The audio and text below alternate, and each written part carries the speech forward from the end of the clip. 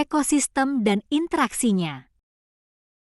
Selamat datang di video pembelajaran kita hari ini.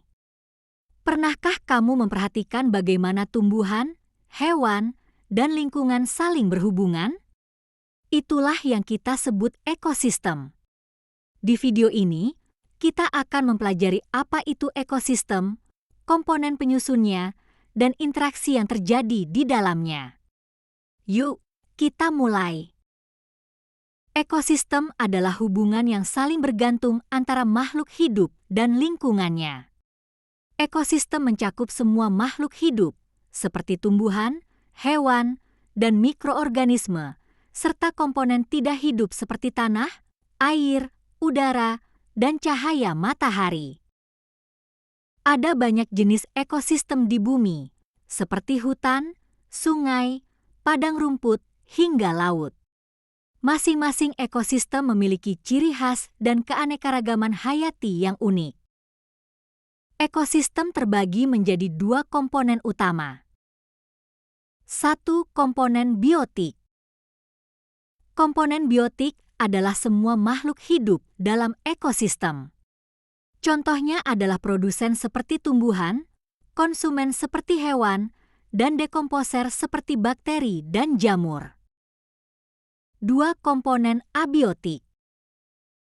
Komponen abiotik adalah faktor-faktor tidak hidup yang mendukung kehidupan, seperti cahaya matahari, air, udara, suhu, dan tanah. Dalam ekosistem, terdapat banyak interaksi yang saling mendukung kehidupan. Berikut adalah beberapa jenis interaksi penting. Rantai makanan. Dalam rantai makanan, energi mengalir dari produsen ke konsumen tingkat pertama, kedua, hingga puncak, dan akhirnya kembali ke tanah melalui dekomposer. Contohnya, rumput dimakan oleh kelinci, kelinci dimakan oleh serigala, dan sisa-sisa serigala diuraikan oleh bakteri. 2. Jaring-jaring makanan. Jaring-jaring makanan adalah interaksi yang lebih kompleks, di mana satu organisme bisa terhubung dengan lebih dari satu organisme lain. Ini menunjukkan betapa saling bergantungnya makhluk hidup dalam ekosistem.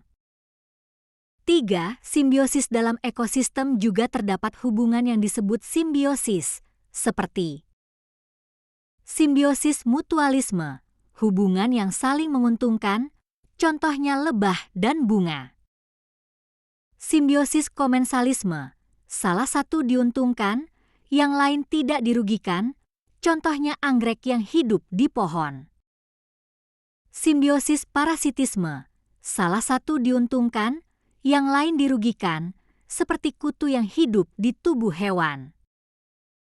Ekosistem yang seimbang sangat penting untuk kelangsungan hidup makhluk hidup.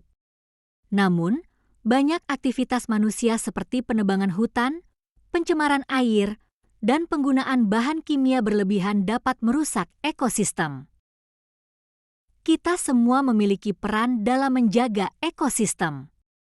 Beberapa langkah sederhana seperti menanam pohon, mengurangi sampah plastik, dan menggunakan sumber daya secara bijak bisa membantu melindungi bumi kita. Jadi, ekosistem adalah sistem yang kompleks namun menakjubkan, di mana setiap komponen memiliki peran penting. Dengan memahami ekosistem dan interaksinya, kita bisa lebih menghargai lingkungan dan berperan aktif dalam menjaganya.